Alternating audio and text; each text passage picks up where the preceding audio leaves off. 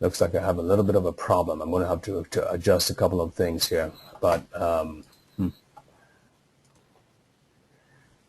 going to hand this over to Dr. Godby while he's getting ready, and I'm going to adjust a couple of things here and read his bio. So before he begins his presentation, I'm handing over to him, and then I'm going to read out his bio like I said. Dennis Godby is a California licensed naturopathic doctor. He earned his medical degree from the National College of Naturopathic Medicine in Portland, Oregon. Excuse me, folks. Doc, I'm just going to fix something here really quickly, so let's give me a minute here. It shows we don't have enough time on enough space on the system. For some reason, I've recorded too many videos here, so I have to free up some space. It shouldn't take long, promise.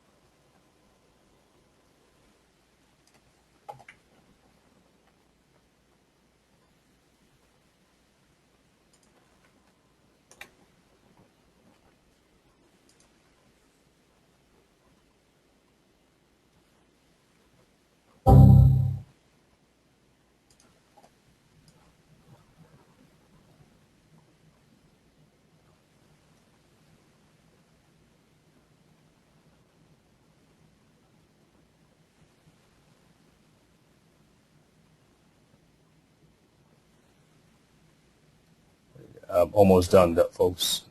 This will be set up in a few seconds from here. No.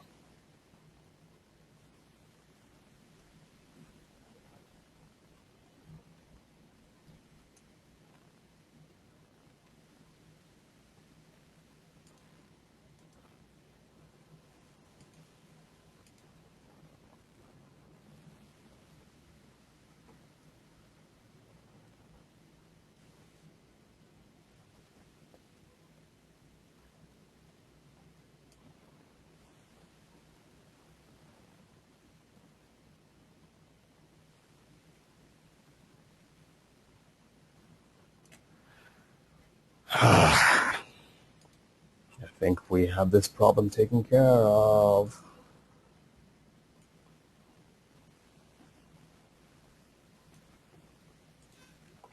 Okay, back to it. I apologize for that, folks. I'm just going to breeze through most of his bio here and just touch on the essential points.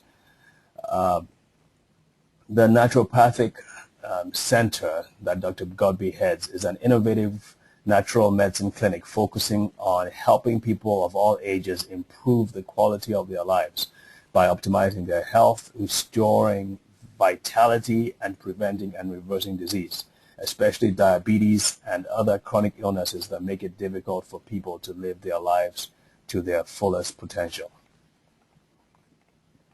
Dr. Godby also holds a Bachelor of Science in Exercise Physiology and Nutrition. After receiving his MA in Theological Studies in 1990, Dr. Godby taught social justice and nonviolence at the high school level for 7 years and has been a community activist since 1981. He's an avid runner, completing more than 40,000 lifetime miles, wow, including a 3,006-mile run across the U.S. for peace in Central America in 1984 and 1985. And I'm sure he'll tell you more about his practice and what he does and his philosophy. And so without much further ado, Doc, we're going to hand this over to you, but your slides aren't up yet. So let me see if I can help you. Are you there, Doc? Yeah. Okay. You should have had a window at the center of your screen saying that you've been made the presenter. Yeah, yeah, that's right. Okay. So I'll just hit the clean screen, okay. Yes, sir. Okay. Excellent. There it is. Okay, thank you so much for joining us. And again, I apologize for that delay. Um, it is all yours, and I'll be chiming in from time to time during this discussion. Okay, that's great. Thank you very much, David. Um, well, first of all, welcome everyone to this seminar on the practical guide to overcoming diabetes naturally.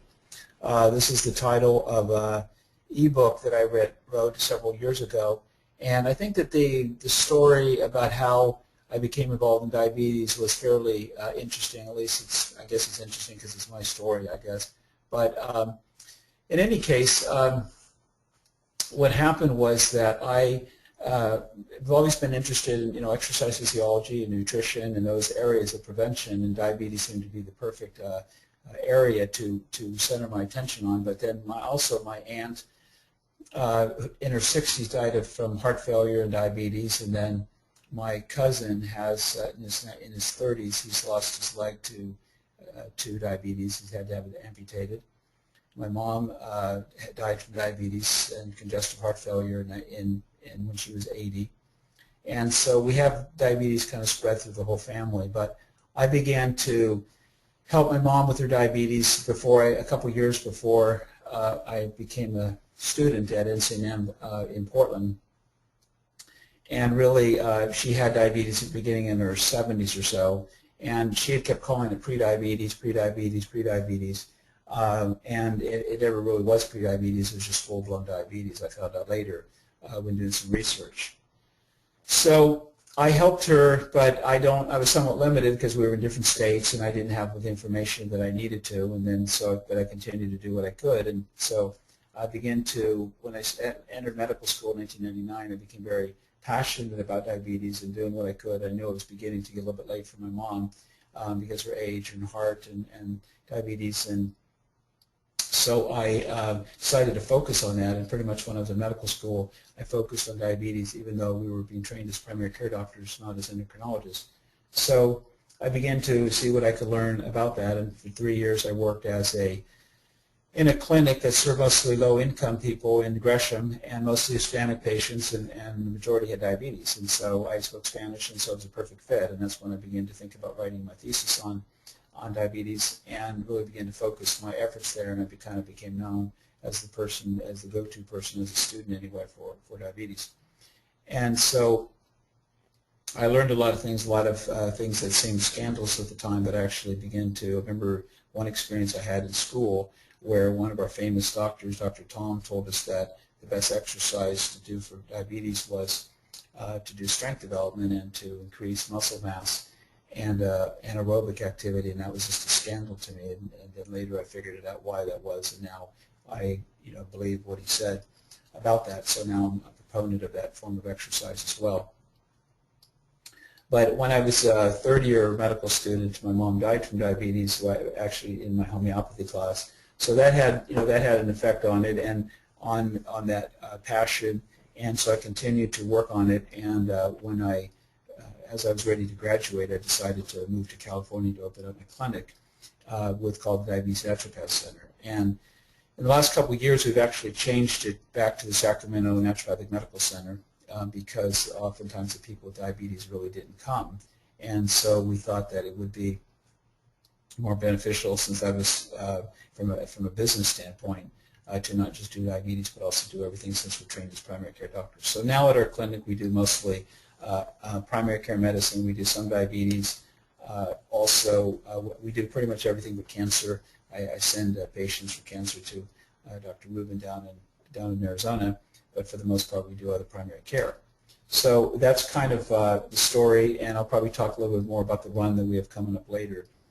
I run across the United States, another one 26 years later after the run in 1984 to promote naturopathic medicine. But I thought we'll go ahead and get started on the slideshow and start with our diabetes.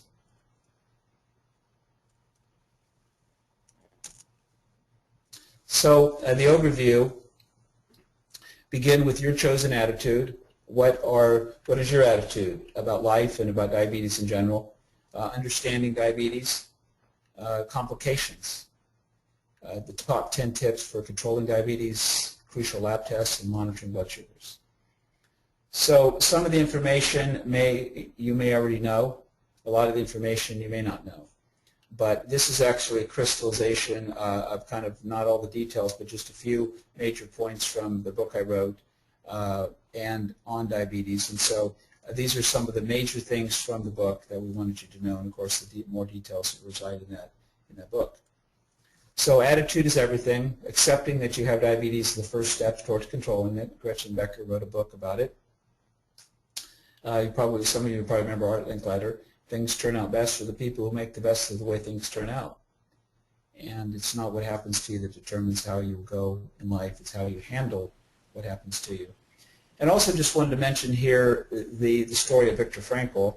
He was a psychiatrist in the Nazi concentration camps in World War II, and his entire family was murdered in the camps, his wife and mother and father and virtually everybody. And he was cold, hungry, for the 3 years, never really knowing whether he was going to be executed himself in the gas ovens. But he decided during that time that he saw a lot of people going downhill, that he needed to, in order to survive mentally, psychologically, that he was going to have great attitude. So he decided to try not to be bitter, or to be resentful or hateful or those kind of things, or he'd be destroyed. So partly he did it as self-preservation. And so after the 3 years, he got out of the camps. He made it, survived, and he wrote a book called Man's Search for Meaning. It was sold about 20 million copies. And the basic idea to crystallize down that book into a few words is that, attitude is everything. It's the only thing that we can control 100%. There's a lot of things in this world that we don't have control over, and that's not to kind of preach that we're powerless. We have huge control, that we have effect on the world and in our own lives. And it starts with attitude. But there is a lot of things that obviously we can't control. We can't control the people, what they think, what happens in politics oftentimes, or whatever the case may be. But that doesn't mean we're powerless. It means we can change our attitude. And so whether you have diabetes or any other chronic condition, you can decide how you're going to deal with it. Because as long as you can deal with it, you might as well have a great attitude. So you can choose that attitude, and that's something that the only thing we have 100% control over, as the great Viktor Frankl said.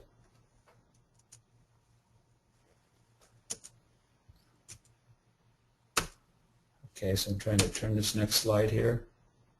Doc, if you're having any trouble, what you could do is right-click on that slide, and you can select next. That should free it up.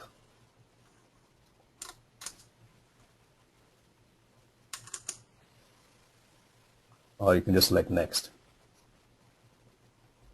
Okay. Okay, so understanding diabetes. Insulin and blood sugar transport is really critical for insulin and carrying the sugar into the cell. Type 1 diabetes, insulin resistance, metabolic syndrome, prediabetes, and type 2 diabetes. So we're going to go into those. Okay, so the first thing is insulin and blood sugar. How does it all work? Well, first of all, insulin, as you can see there at the top of the screen, that low blood sugar, when a person goes hypoglycemic, which in a person with normal blood sugar doesn't happen very often, and with people with healthy blood sugar. Let's define hypoglycemia as low blood sugar and diabetes as hyperglycemia, or blood sugar being too high. And though both are abnormal conditions, or let's say unhealthy conditions, hypoglycemia is very common in this culture nowadays, but they're both unhealthy conditions. And so when the body goes into a hypoglycemic state, then that low blood glucose will trigger the pancreas to trigger the glucagon, and that's released by the alpha cells of the pancreas. We don't hear about that too much. We oftentimes hear more about insulin, but that's necessary in a balancing act, because the body's constantly trying to create homeostasis or balance.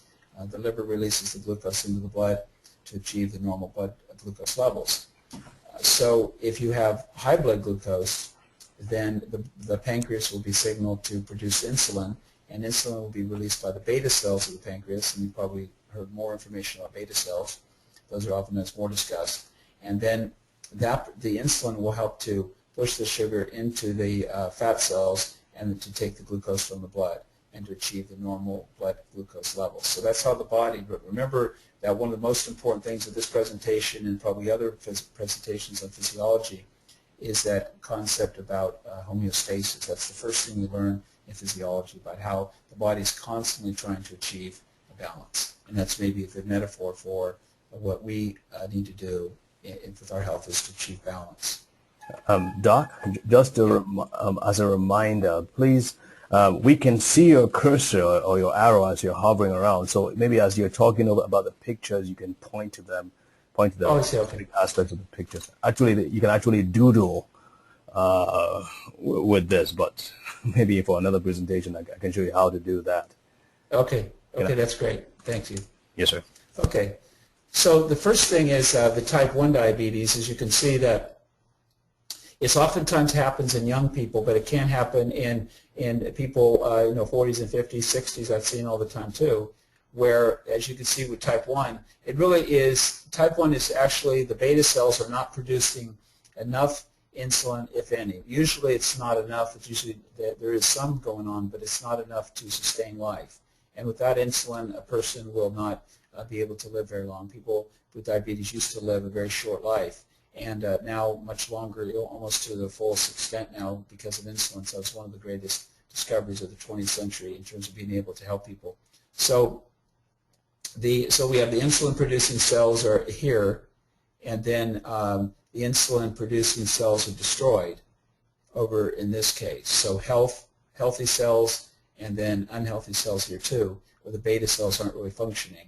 And it's also called juvenile onset. But this term is not being used as much anymore because we know that it doesn't just happen in young people, but it can happen in people's age too. And the reality is that even though a person starts as a type 2 diabetic, if they're no longer producing insulin because they've, so to speak, burned out their pancreas, well then in reality they're really more like a type 1 diabetes, but they didn't start that way. And the test to determine whether a person is a type 1 diabetic is called a C-peptide test, and I don't remember what that's later in the notes, but it's called C-peptide, and that's the test to determine if you've been diagnosed with type 2 diabetes. You may want to take that test. Again, that's C-peptide, and if your insulin is, that's a fasting test, and if your insulin is not in that normal range, then it means that it's possibly that's type 1 diabetes, not type 2. And that's really critically important because you can't treat it with hypoglycemic drugs or blood lowering drugs, pharmaceutical drugs. It has to be with insulin, and that's essential. A naturopathic doctor would always rather treat a type 2 diabetic with insulin than type 1, but in type 1 it's essential. So you have to have insulin in a type 1 diabetic. So now insulin resistance. So first of all, in healthy insulin, you have the glucose that's floating around in the blood, and then the insulin shovels it into the cell. Normal intracellular glucose. So your blood sugar stays about the right level, the glucose stays about the right level in the blood, and then it goes into the cell, and you have energy, and everything functions well. This is the healthy state. But then in insulin resistance, what happens is that the body continues to make insulin. The insulin that is there is no longer as effective for a lot of reasons, like too much fat and on the muscle, a lot of different reasons why people have insulin resistance. And so when a person does, it means that there are a lot of glucose is floating around the blood, but there's not enough insulin, or there's perhaps too much insulin, but that insulin that's there is not effective. And so what happens is then you have the glucose that's floating around the bloodstream, and you have high levels of glucose. You have high levels of glucose traveling around, but it's not actually going into the cell. And that's why people are oftentimes fatigued when they have diabetes, is because there's a lot of glucose, but it's not actually in the cell that's going to be able to give them energy.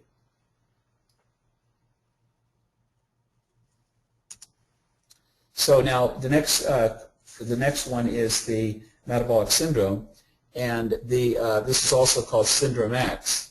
And what we know about this, and it's kind of, I've always thought it was kind of intriguing about the apple and the pear, how the comparison, but they call this like the apple shape.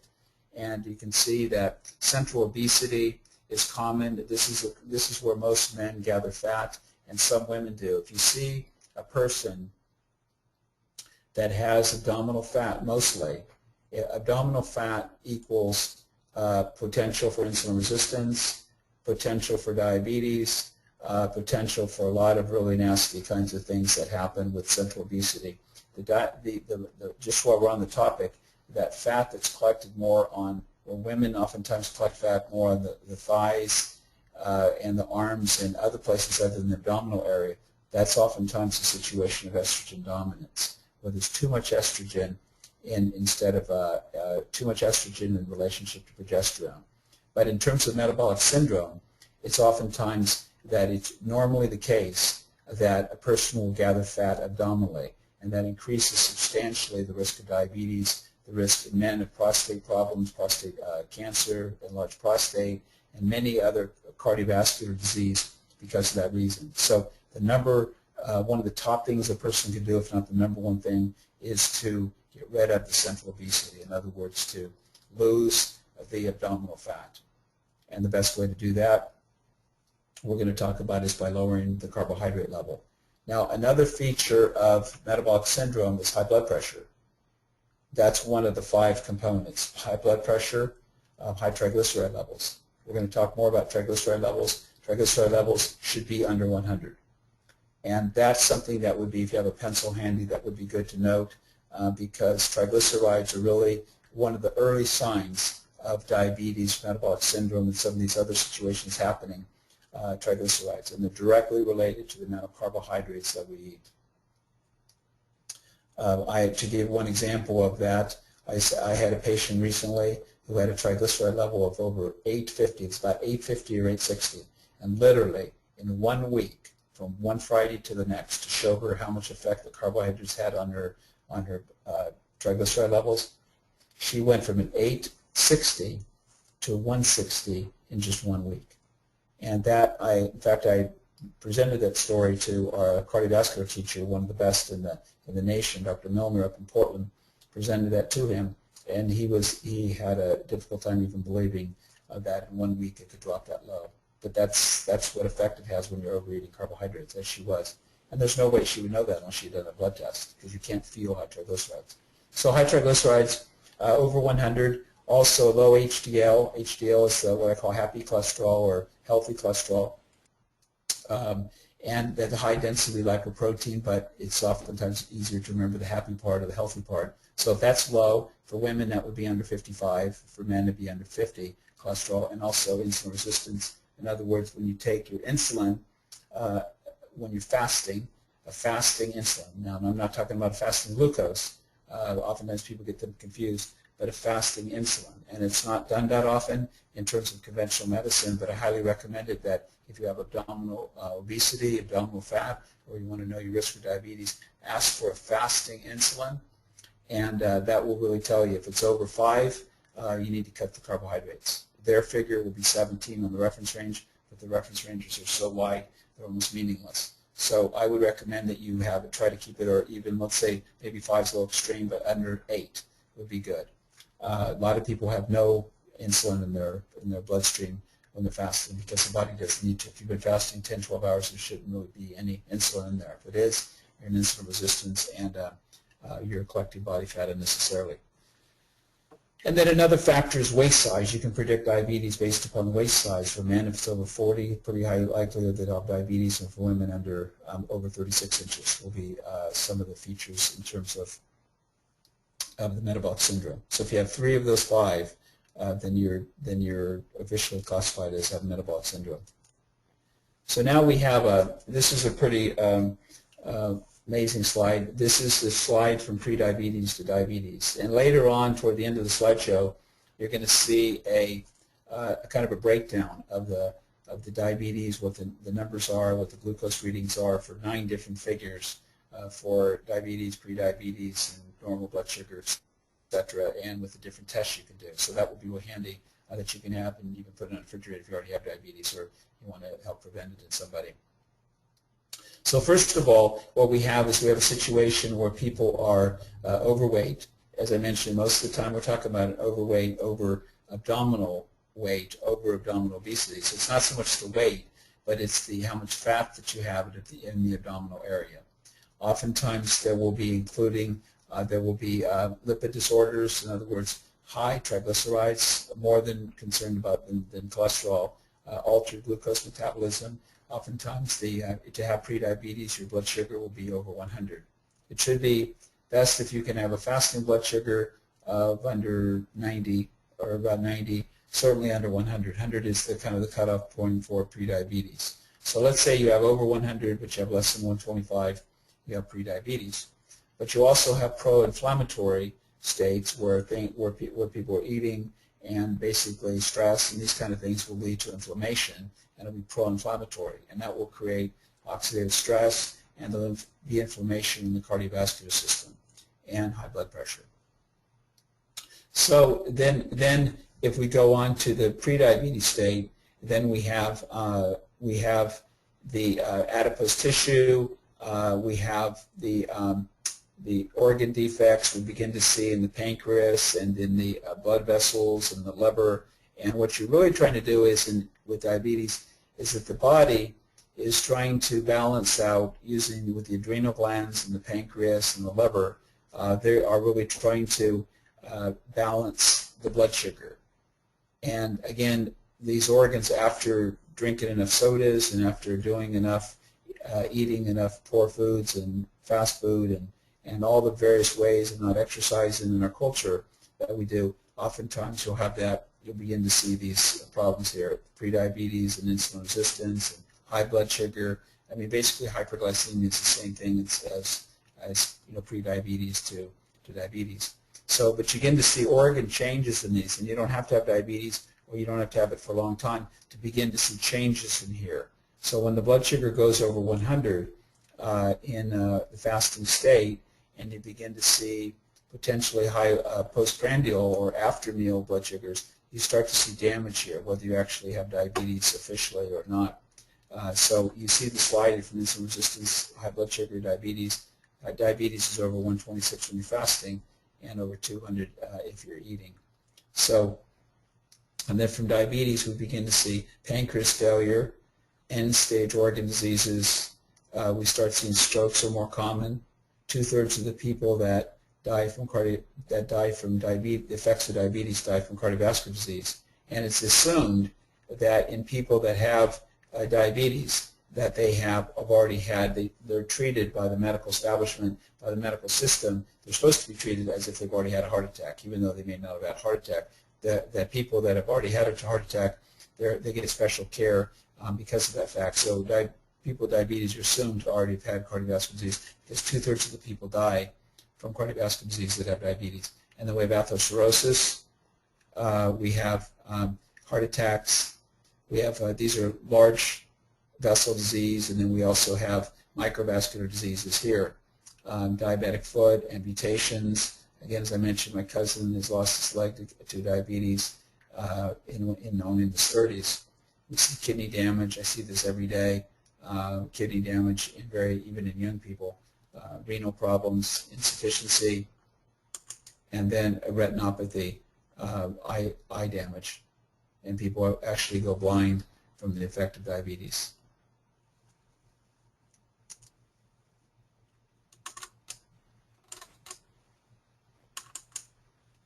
So then type 2 diabetes, it can last a lifetime. But one of the arguments that I've had with some people in the medical system is that if your blood sugar drops into normal range and your hemoglobin A1C, which we'll discuss later, goes into normal range and you're able to maintain it, then you really don't have diabetes anymore. I mean, you may have the effects of diabetes, but it is possible to reverse diabetes if you begin changing the things that actually led to that state. But the issue is that after organ damage has already been done, and after you've already gone down the slippery slope for too long, then it becomes impossible to turn around. So you have to start fairly quickly. So type 2 diabetes lasts a lifetime, occurs when the body doesn't respond correctly to insulin and prevents sugar from getting to the cells. So The important thing is the distinguishing feature here. Type 1 diabetes is not producing enough insulin. Type 2 diabetes actually usually produce too much insulin and creating an overfat state, because when a person has too much insulin, they actually are increasing their fat abdominally and they're burning out their pancreas quicker. So the goal of any treatment program would be to slow the destruction of the beta cells and to stop the pancreas from having to produce so much insulin and to help to increase insulin sensitivity. So, Doc, is there like a vicious cycle going on here? A person gains weight, and then insulin, what's the link? Insulin becomes excessive when the person begins to gain weight, and then makes him gain even more weight? Or well, and what happens is that, okay, so let's start off from the basic level. The person eats carbohydrates, and I brought this up too soon if you don't mind me using the Amish example twice. Let's say that we take the Amish people who are, I have any ties with Amish peoples, but I love their story, and they have, clinical studies have done them with pedometers, they actually walk about 14 to 16,000 steps a day. The average American walks 2,000 steps a day. The Amish do not have diabetes and obesity. The average American does. Mm. And so what happens is that by their walking and by their exercise, which is like old time, that they were eating up, they don't overeat carbohydrates. So if we think about carbohydrates, we can call them, I don't know, carboenergies or something, or some way we need to get into our brain that when we eat carbohydrates, it's about energy. And so when we overeat carbohydrates, which virtually all Americans do, or most Americans do, that we are increasing. What happens is when you're overeating carbohydrates and you're taking in more carbohydrates than you are burning it off through exercise and through an active lifestyle, then you actually are increasing what's called the feeding frenzy, because the more carbohydrates you eat, the more carbohydrates you want, and the more insulin is recruited, and it becomes a vicious cycle, because too many carbohydrates will lead to abdominal weight gain, will lead to increasing insulin levels, and then that's, as you mentioned, the vicious cycle begins. And the only way to cut that is by exercising and by cutting the carbohydrates. And so that's what we're going to continue to emphasize. So this is not, as so to speak, rocket science, but it's something that's really underestimated how important this is. Like I said, if you can imagine seeing the jaws drop from a 860 triglyceride that looked like a person was going to head into an early death, if not really tough life, in 1 week turned into 160. I mean, that's just, there's no nutritional supplement in the world that could provide that kind of, we have nutritional supplements we sell at our office, but there's nothing that could do what they could do by shutting down the carbohydrates. So all the person did was just reduce the carbohydrate intake? That's it. That's the only change they made, absolutely the only change they made. And just absolutely mind-boggling. And then a couple weeks later, she lost some fat. She went on this diet program we're using, and she went down to 65 triglycerides. So now her triglycerides are perfect. Wow. And she's never had good carbohydrates. They've always been high for years. But she didn't want to cut the carbs. Finally, when she got it, she was scared. She cut them back in a week, and I said, I want to show you in 1 week that we'll cut them. I thought we'd cut it to maybe 400, not to 160. That was just absolutely astonishing. And it is a case study, but I think that that this would happen. I see this every day, and it's absolutely critical that people. I'm not so much like an advocate, let's say, the Atkins diet, cutting out all carbs. But I think that we need to, if you do a lot of exercise, then you could eat more carbs. If you don't do any exercise, like for me as a doctor, I'm mostly sitting in a chair most of the time. And so I'm not doing much exercise. If I didn't run, I wouldn't really be eating many carbohydrates, especially with my history of diabetes in my family. So it's really critical that we evaluate our life. And if you walk a lot, if you move a lot, it doesn't have to be called exercise, get a pedometer. And we'll talk again later about it, but get a pedometer and record how many steps you're doing every day. If you're doing 2,000 a day, increase it 100 every day. In a month, you'll be at 5,000. In 2 months, you'll be at 8,000. It's not hard at all. It's no stress on your heart to do an extra 100 a day. So that would be the way to help increase the amount of carbohydrates you can eat, or to reduce that is by increasing exercise, which most people need to increase. So this slide, your food gets to your stomach, and then your stomach turns the food into glucose, the sugar that fuels the cells. So the glucose then enters our bloodstream to travel to our cells. And then your body is producing the amount of insulin that it needs to escort the glucose into the cells for energy. And then the fat, the liver, and the muscle cells in step 5, that's when the problem begins. Step 5 is that the fat, the liver, and the muscle cells don't respond to insulin and can't absorb glucose for energy. And then glucose builds up in the bloodstream, and that's creating all of the problems of hunger, thirst, fatigue, sometimes nausea and vomiting, increased urination, is because there's too much glucose in the bloodstream. And instead of getting into the cells, because it has to get into the cells to have energy.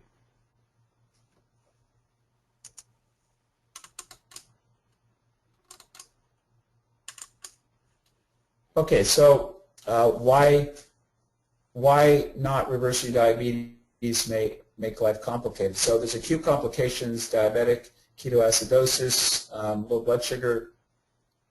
When the blood sugar, diabetic ketoacidosis, when your blood sugar goes really high, I actually have a book called Death to Diabetes. It's wonderful. It's by a engineer, African-American engineer, that was had a blood sugar, I think, of 1,400, and he was in a coma and could have easily died, but within 3 months, because of the techniques he used, he outlines in his book, he was able to reverse his diabetes, and he's no longer on any kind of blood sugar support, to any kind of diabetic support. So again, the book is called Death to Diabetes, and that's wonderful to how you can turn diabetes around. Hypoglycemia is a life and death situation. That's actually more of a medical emergency than it is having high blood sugar for a long time, because you can live with for a while in a chronic situation with higher blood sugar, maybe not 1,300, of course, but with way into diabetes, but not be a medical emergency because it's doing damage to your body, but it's not a matter of life and death. Hypoglycemia, though, people die all the time from low blood sugar when they've taken too much insulin or when they have diabetes, and sometimes you have erratic blood sugar. That's what diabetes is. It's basically blood sugar that's out of control. Because an average healthy person, when they were to eat, let's say they ate a piece of cake or ate something really sugary, carbohydrate, if they were to eat that, for a healthy person, not much would happen in the blood sugar. There wouldn't be much deviation in the blood sugar at that time. Of course, if they kept eating it, then eventually they might end up with diabetes. But a healthy blood sugar should be able to deal with that at the time, and there not be much movement in the blood sugar, either down or up, because of the fact the blood sugar is stable.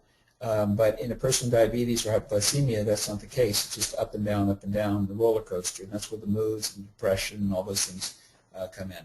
But diabetes can be, and hypoglycemia can actually be a matter of life and death. So the same thing that helps to deal with hypoglycemia is also, like, let's say, a few ounces of orange juice to help get you out of hypoglycemia if you're low blood sugar, is also what causes diabetes. So they're kind of reversed, but they're kind of the same, if that makes sense. Okay, so, and then the next is, these are the chronic complications we talked about before. Blindness is really common. It's really important for people to have a retinal exam, probably annually. Amputation is another common thing. It's really important, the kind of shoes people wear.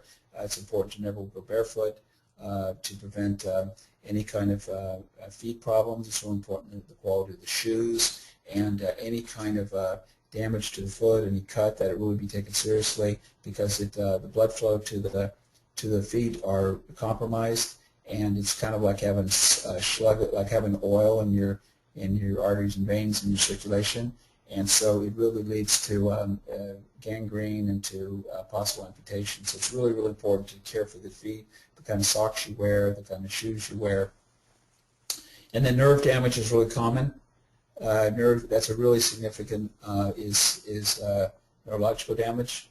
Cardiovascular, as we mentioned, 2/3 of the people that die from diabetes actually don't die from diabetes. Diabetes doesn't oftentimes appear on the death certificate, but is actually what led to it.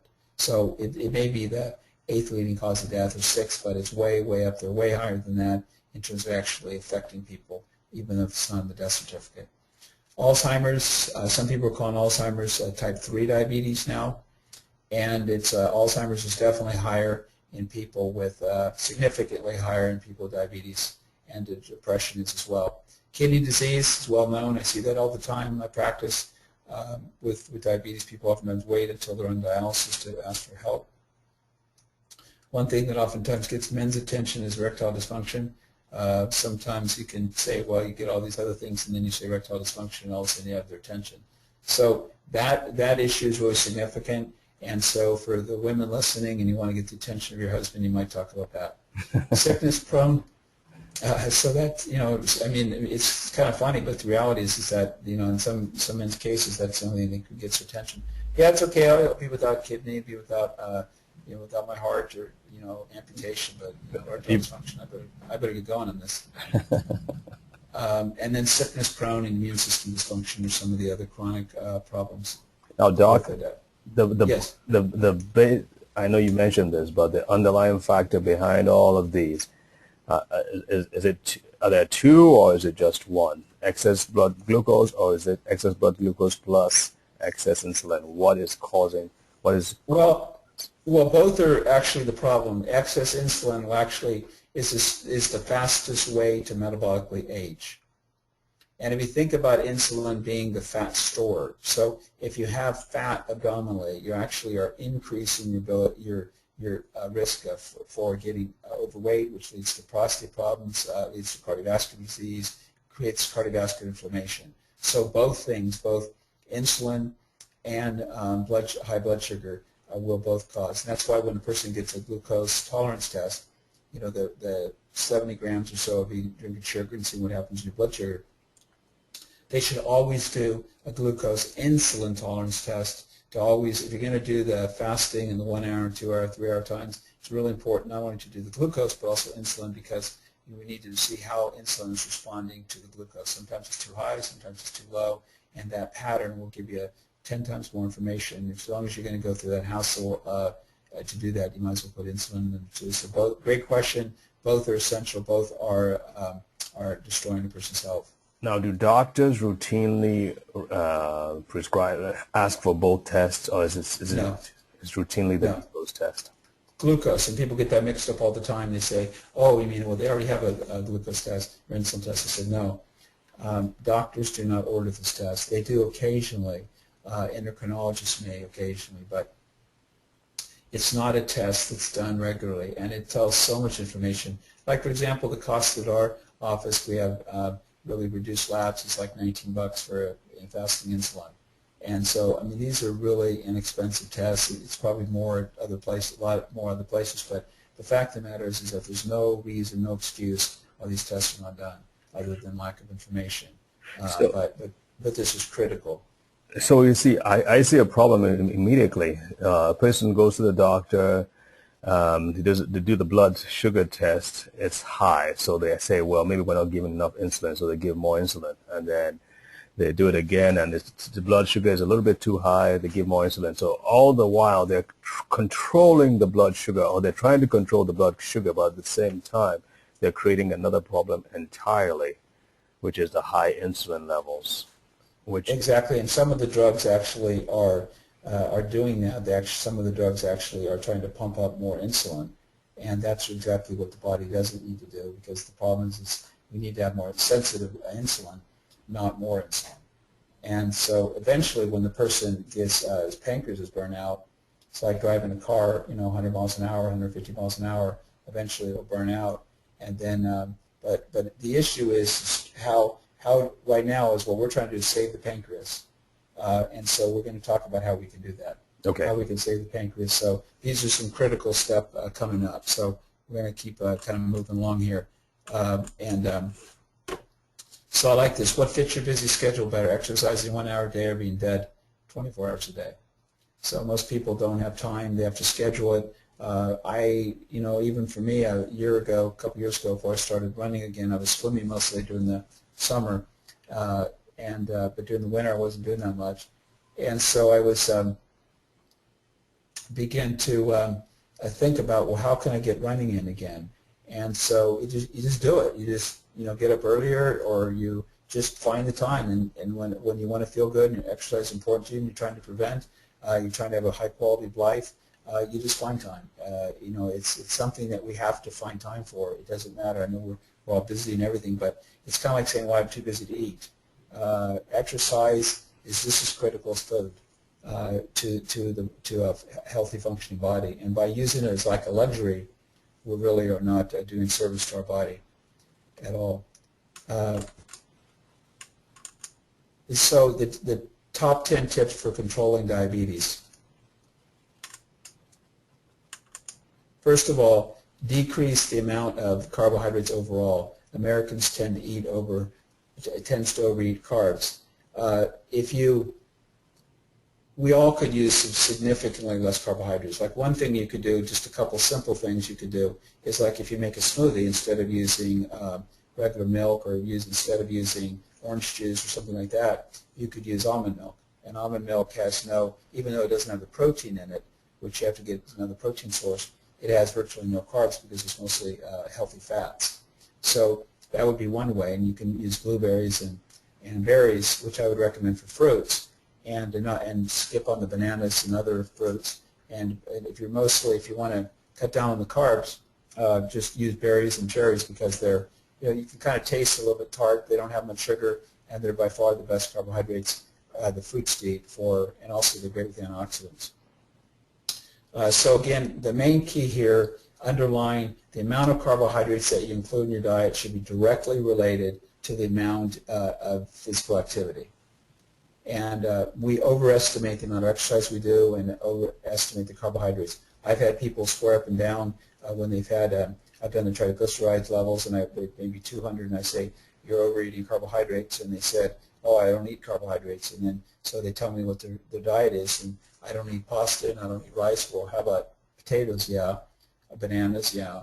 Carrots? Yeah. So people eat carbohydrates and they don't realize. And you don't have to cut all of them out, but the first thing I would say is all of the obvious ones: pastas, potato, rice, starch, bananas, anything with high concentrated starch, those should just be out if you have diabetes. And we'll talk about how to live your life doing that. Whole grains, oatmeal, quinoa, brown rice, buckwheat. I would recommend if you have diabetes, especially if you have type 1 or know people with type 1 diabetes, they should get a gluten intolerance test. Gluten test. It's usually a blood test. Sometimes they use saliva, but some way to find out if a person is permanently intolerant to gluten, because a lot of people are. Sometimes it's actually could be the cause of type 1 diabetes. So, and also the whole wheat, the oatmeal, those are fine, but make sure that you're not overeating the carbohydrates. That's way too much emphasized by the American Diabetes Association, is about eating those whole grains. Legumes, beans, lentils, and dried beans. I would emphasize the lentils. Lentils will keep your blood sugar down for a couple meals, so I would focus on those. They're really inexpensive, they're quick to cook. Beans are great too because there's soluble fiber in them, and those are all great. They have carbohydrates, but they have good carbohydrates in them. But you should still, again, take your blood sugar. We'll talk about when to take it to really find out which foods are best for you.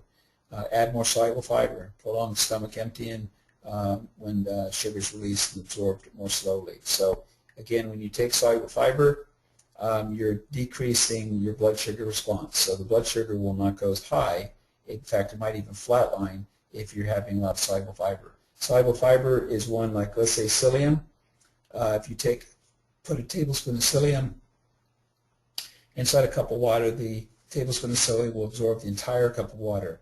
And that's what's going when you drink a soluble fiber, not necessarily psyllium, but some other one, or you could use psyllium too, is that's really inexpensive, which is nice. And so you drink the psyllium capsule or whatever with water, a lot of water, because you need a lot of water. It's like a sponge, or it can actually do damage to you. So you take that, and when it gets to the stomach, it fills up. Your stomach kind of fills up with this gelatinous, viscous kind of thing that will like time release the carbohydrates into the bloodstream, and it'll take longer for the blood sugar to go up. In fact, it probably won't. Again, saving your pancreas, because if your blood sugar doesn't go up, then the pancreas doesn't have to secrete insulin. things that are high in soluble fiber are oats, especially oat bran, legumes, flax seeds, barley, nuts, psyllium husk. I make pancakes with without flour and use flax seeds in them and nut flours and that kind of thing. Keep the carbohydrate down really low. Tastes great, but you don't have the carbohydrates as much. Eating enough fiber is important. The recommended intake of fiber for diabetes is up to 50 grams. So that's about 5 times more than the average person eats. So there is a fiber. Dave, is it okay if I mention a brand? Yes, sir. Go ahead. Okay. Well, one of the fibers that we use here, and I think maybe the best fiber in the world, is a brand I sell here, but I don't have any direct involvement with the company. It's called PGX Daily, or PGX, and you can check it out online if you want to. But it's a company called Natural Factors makes it, and then the one we buy here through our company is BioClinic. But they basically, this is probably the most synergistic group of soluble fibers in the world. And we actually, by taking this, like 20 minutes before a meal, reduces your appetite and cuts down on eating, lose weight, or if you can take it with food if you don't need to lose weight. But it actually cuts the postprandial glucose and insulin by about 50%. And so that just doing that one thing. So that's highly significant, and I mention that because it's so much more significant than just eating the food. You know what I mean? Like food's great, but this is an additional help. So let's say you take it whenever you have carbohydrates. Maybe you're eating salmon and vegetables most of the time, but when you go to a party or you're going out to eat or something like that, that might be handy to have, kind of thing. That's good to know. Very good to know. Yeah.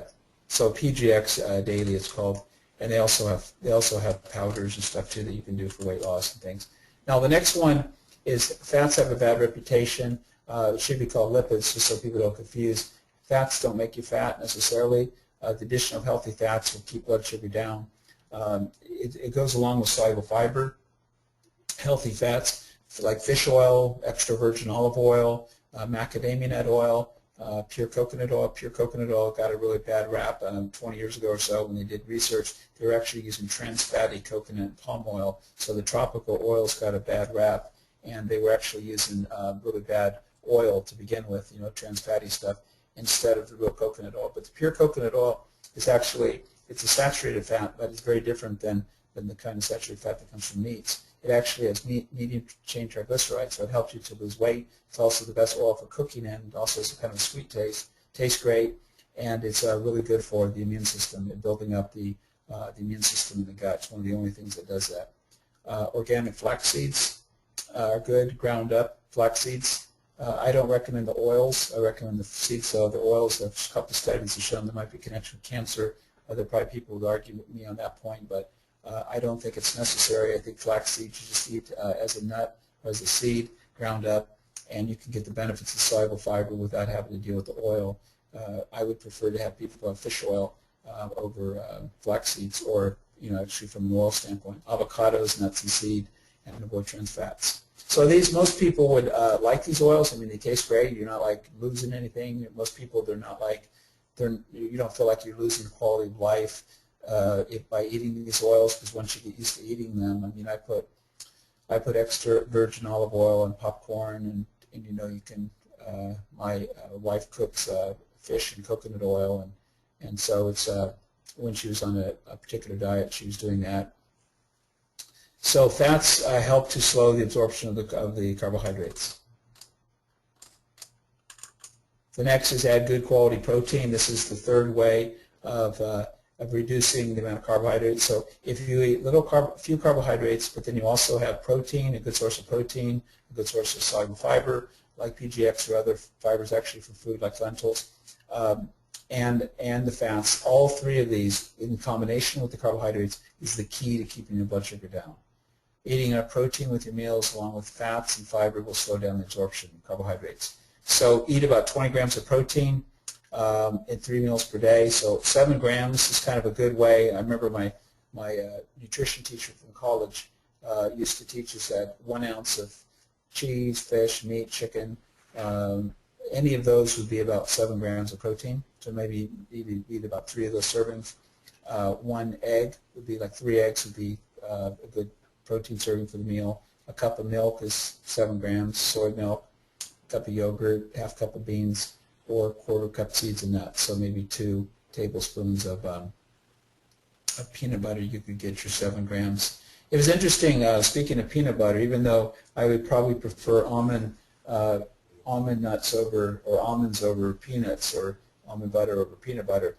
In 2 studies that were done with peanut butter with women, I believe it's postmenopausal women, that the more days of the week that they ate peanut butter, the less diabetes they had across the board. 2 different studies showed exactly the same thing, 2 independent studies. So if they had diabetes, if they ate peanut butter 5 days a week, they had the least amount of diabetes. All the way down to the 0 diabetes people, they had the most diabetes. And how do you explain that? How do you explain that? Yeah. I would explain it from, I mean, I don't think we know exactly why, but I think that is because maybe people that eat peanut butter try to eat healthier, but it's probably because of the actual fats themselves, that when they ate peanut butter, it actually helped to reduce the absorption of the carbohydrates. So when you eat healthy fats, you're actually reducing the carbohydrates. So whenever you're eating, like a person shouldn't eat a piece of bread and that's it. They should have, if they're going to have bread, they should eat it with like peanut butter or an avocado and have it with other, you know, if they're going to have a glass of orange juice. I don't recommend juice at all, but let's say you were to have orange juice, then you should have it with maybe coconut oil, and maybe make a smoothie, orange juice and almond milk, or you know, other things in it that will add the protein, the fat, and the soluble fiber. So that has, the peanut butter has a good source of fat and a good source of and a little bit of fiber. So you don't recommend juicing at all for diabetics?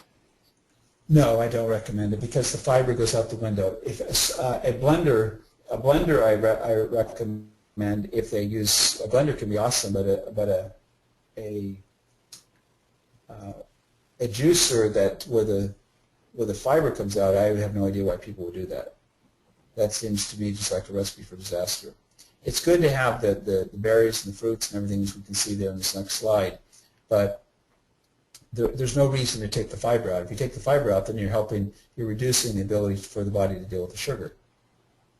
Mm-hmm. So I would say blenders are better, or get a juicer where you leave the stuff, you leave the fiber in the actual container, or just put the fiber back in it and drink it, because the fiber is really what could save your life. Mm. And then in terms of antioxidants, are nutrients in our food which prevent oxidative damage to our body, kind of slow the aging process down. So look for the bright colors. You can see there all the variety of colors that would be good to eat. Avoid concentrated sugars.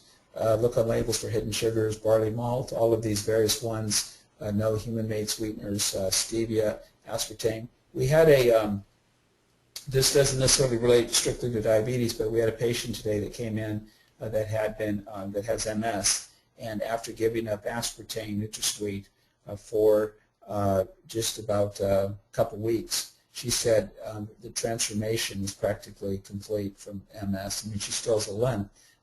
She's still limps from having, she thinks, not even sure if it's from MS, but her health is completely transformed since she's been on aspartame. We know there's over 200 symptoms and conditions associated with aspartame and NutraSweet. So I would recommend that to just completely avoid.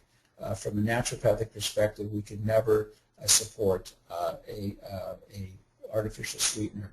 And you know, I would prefer somebody, actually, this is how bad it is, I would prefer somebody to take sugar than actually have artificial, because it basically leads to weight gain and it leads to so many neurological problems that Dr. McCullough.com did a report on it yesterday that was significant. If anybody gets that report, I'd make sure and read it. It's like our message is like 20 minutes about that particular issue. So stevia I would prefer xylitol over stevia because just one study through Thorne Research showed that there could be a connection with stevia and mitochondrial damage of the cellular energy. But we don't know. That's just one study, and I don't want to give a bad name to stevia, but I would prefer, my own preference is, probably just my own bias, is I prefer xylitol with it. But as Mona Morstein said, she's one of the leading naturopathic doctors in the United States on diabetes. She's down in Arizona. She, at a conference she recently said, she said, it's great, xylitol, stevia, whatever, all of these different sugars and things, but she says what we need to do is to overall reduce our sweet tooth, and we need to cut down, we need to change our taste buds. No, We're way over medicated on that. well, you can forget that. We're not going to change our taste buds. Most Americans aren't, anyway. Well, I mean, it can happen. I mean, I don't really prefer, sugars and stuff myself, so it's something that you can grow into. But it doesn't mean to avoid it. But the average American eats about we eat our weight in sugar every year, about 160 pounds per year. Right. 1910, about 100 years ago, when my dad was born, the average American ate about 10 pounds of sugar per year. So we really have done a big disservice to our pancreas. Just want to mention really quickly to our folks that we had a presentation on trehalose, which is a sugar that is comparable to xylitol in that they have 5 carbon sugars. But there's been a lot of research on that, and it does help to it doesn't have any of the metabolic problems regular sugar has, but indeed it has some health benefits in addition. So it's almost like a nutritional supplement that you're taking. It's about half as sweet as regular sugar, but has so many more health benefits. I don't know if you've heard about that, Doc, trehalose. No, I haven't. But it's certainly, I'm not the be-all and end-all of sugars or any of this information, actually. So, yeah, wherever good information can come from. My only thing is when when people, my only concern is when people sell stuff, that you have to be kind of, be concerned. I mean, it's okay to sell stuff. I sell stuff too, but I don't really, the only thing I'm trying to sell is things that work, you know what I mean? Right. Not just one particular brand or one particular thing, or this is the be-all and end-all, because there is no magic bullet, Sure. I sell a great product for diabetes that we have in here that works fantastic, but, and I've seen hemoglobin A1Cs drop from 6, 12.0, which is disaster, to 6 in 3 to 6 months. But it's not the only answer. I mean, all of this is the answer. You said it earlier, David, when you talked about the fact that yes, meditation's great, yes, prayer's great, yes, so all of these things, exercise are wonderful, but it's a combination of things. Mm-hmm. It's not depending upon any one thing. Just sitting on your sofa and praying and saying, "I hope this goes away." You know what I mean? Right. Or whether you're meditating or whether you're doing yoga or doing anything. And again, I'm not making fun of any of these things because I do all these myself. But the fact is that we can't just exercise, we can't just eat well, we can't just reduce stress. We've got to try to combine and live a balanced life. I think that's what it's about, not to have any magic bullet about. Well, now, the 7th one on cold carbohydrates, this is kind of interesting because cold carbohydrates slow the glycemic response. So if you take the same exact food, you take like a pasta, for example, and it's warm, and then let's say the same ingredients, it's warm, and then you get it cold, your blood sugar will be lower by eating ones that have been the colder carbohydrates. So it's kind of interesting. The body has to warm up the foods to digest it, and so if you prefer pasta salad, and it's just relatively the same ingredients as hot spaghetti, choose the cold pasta. Again, not really recommending pasta, but saying if you do that, the cold's better. So just one little trick of the trade. The next is cured meats. Recently, there's been information that we've known this for a long time, but another research study showed that people that eat cured meats, like bacon and sometimes sausage, always salami, bacon, most of the time, virtually in all stores, ham, have what's called nitrates, and it's now possible to buy uncured meat. I think you can buy uncured salami. I know you can buy uncured bacon. There's a lot of places you can buy uncured bacon, but the word is uncured ham, and that means it's usually slightly more expensive, but it basically means it has no nitrates in it, and nitrates worsen diabetes big time, not just like a 2% increase, but they're talking about a 40% increase, something like that, on diabetes and heart disease because of cured meat. So it's very, very significant. And health food stores will never carry foods with nitrates in it.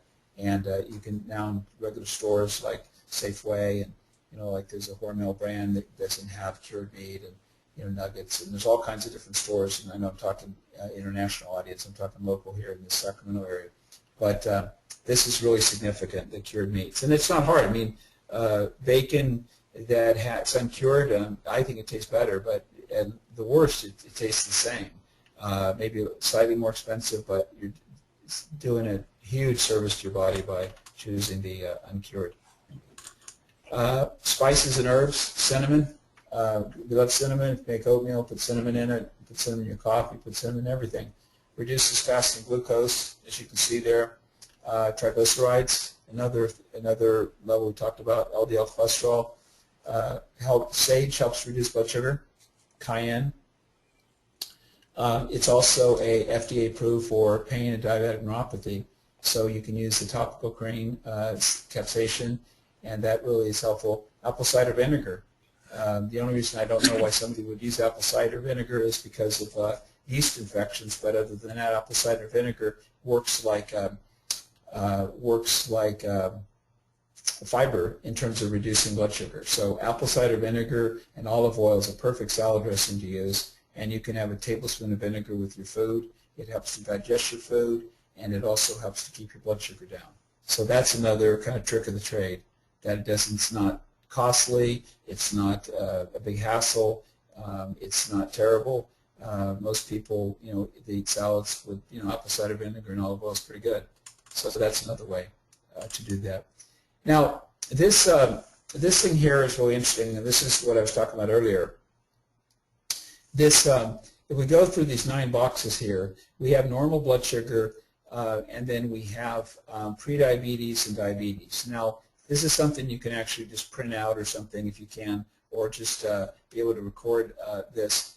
And you can see that the normal blood sugar of fasting glucose is under 100. So when you go to the doctor and your blood sugar is under 100, you're considered to have normal blood sugar. Now, the 2-hour postprandial blood sugar is something that they don't do very often. And you can get it done, but you can just, if you know somebody that has a blood sugar equipment, monitoring equipment, you can just take it 2 hours after a meal. You just take it, and if it's under 140, then you have normal blood sugar. Because the fasting and the 2-hour postprandial are 2 different stories, along with the hemoglobin A1C, which is below. These are 3 different ways of monitoring your glucose, because the problem is most labs, virtually all people, virtually all doctors in the United States will do, and probably elsewhere too, because of diabetes, they'll do the fasting glucose. But the fact of the matter is you're not always fasting. You're eating, and you're stressed out, and you're sick, and this and that and the other thing. So we really, fasting, a person could many times could have a normal fasting blood sugar, but when it comes to after eating, it could be more in the prediabetes range or maybe even diabetes range, and then the hemoglobin A1C will tell us a different story. Now, the hemoglobin A1C, that's a very interesting test, and that's, I think, the most important test for diabetes regarding the monitoring your blood sugar, because it's one reading that you can get like every 3 months. So what happens is that red blood cells live about 60 to 120 days, maybe average about 90.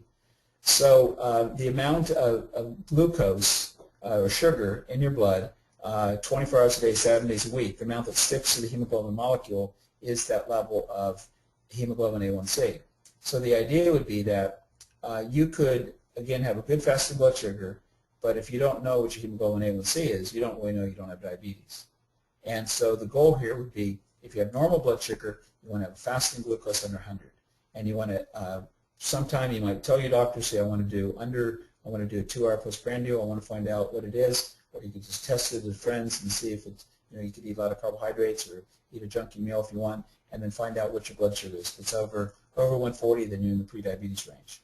And then the hemoglobin A1C, you ask your doctor, say, can you do a hemoglobin A1C because I'm concerned about diabetes. And if it's under 5.6, then you have normal blood sugar. But I prefer it to be more around 4.9. That's that level. I just did mine today. Mine is 5.2, but it hovers between 4.9 and let's say 5.5 because, again, I have a family risk of diabetes. So that's one of the things that I monitor frequently. Now, the prediabetes level, fasting is 100 to 125, so that again is done often. And the 2-hour postprandial, that is 140 to 199. So if you take your blood sugar at any time, whether you've eaten a piece of cake, you've eaten the worst foods or whatever, if your blood sugar is ever between 140 and 199, 2 hours after eating, you have your prediabetes. And then the hemoglobin A1C, if you're anywhere between 5.6 to 5.8, by my definition, you'd have prediabetes. Now, these hemoglobin numbers are a little bit more, slightly, in my opinion, probably a little bit stricter than convention, because we don't really have a convention yet for those. But I'm a little bit stricter because we're trying to prevent it, diabetes, and not wait until a person has it. So then if we look at diabetes, if your blood sugar fasting is ever 126 and up, you have diabetes. And that's, again, the normal test people do, the fasting glucose, what MDs do. The 2-hour postprandial, if you're ever over 200, your blood sugar, for any reason, is ever over 200, you test your blood sugar, you have diabetes.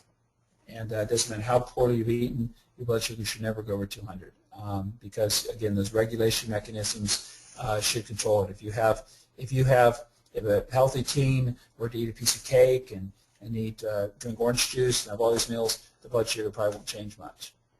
Again, if they keep eating like that, not doing exercise, etc., then eventually they may have diabetes. But in the meantime, while the blood sugar is stable, it shouldn't be ever very, very much. And then the hemoglobin A1C, if you're over 5.9, I would suggest you have diabetes, although some other labs might say 6.1, 6.2, something like that. Meal ideas. You can see here cooked oatmeal, oat bran, or other grains such as quinoa. Soy milk is good for a low glycemic load. And so you can read here after it's cooked, old-fashioned oils you can use, old-fashioned peanut butter, almond butter. If the oil's at the top, it's old-fashioned. It's called. There's no hydrogenated oils in there. Blueberries, 2 poached eggs with olive oil. Whole grain toast, maybe a smoothie, soy milk, flax seeds. One of the things that we should mention is about food allergies, and I don't remember if we talk about food allergies down the road, but the food allergies hidden and delayed are really significant. I've done over 800 food allergy tests, and one of the things that I suggest when we talk about cow's milk or soy milk or peanut butter or grains or that kind of thing, it's very common. These are very common hidden and delayed food allergies, and they're not tested for in conventional medicine, and it's really imperative that you would seek out these tests. The ones I use, the company I use, is US Biotech. They do an IgG test that I find I've done, like I mentioned, over 800. That's been significant for finding eczema, for helping people with diabetes, with so many different conditions and diseases. And that you might want to try elimination diet for 2 weeks without wheat or gluten of any kind, and then also without dairy, without soy, would be the places to start for a couple weeks and see if that could relieve any particular headaches or symptoms you might have. It's made a major difference. At least 90% of the people that do that 2-week elimination diet feel better, lose weight, blood pressure drops, less moody, less grouchy. It's been phenomenal. A couple lunch ideas: half sandwiches, whole grain bread, turkey slices, olive oil. But again, the best way to find out is by taking your blood sugar. It's absolutely significant that you, at least one time in a day, that you take your blood sugar 2 hours after a meal and record everything you're eating, and then record the blood sugar level, because that will tell you whether that food you're eating is good or not. And if it's high, then you can just change it, or eliminate that food from what you eat, or you can actually make it better by eating less carbohydrates.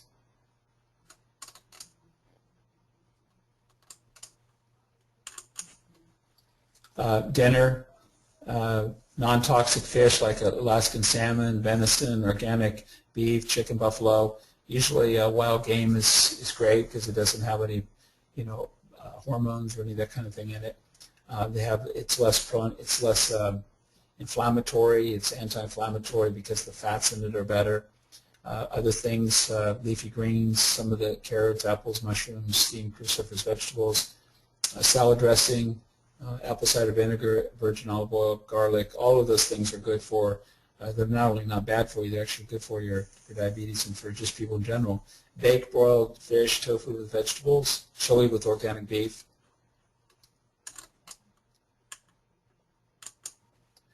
monitoring blood glucose. The best times to take blood sugar for type 2 diabetes is every morning upon waking. If push comes to shove and you can't do fasting, I would recommend 2 hours after any meal.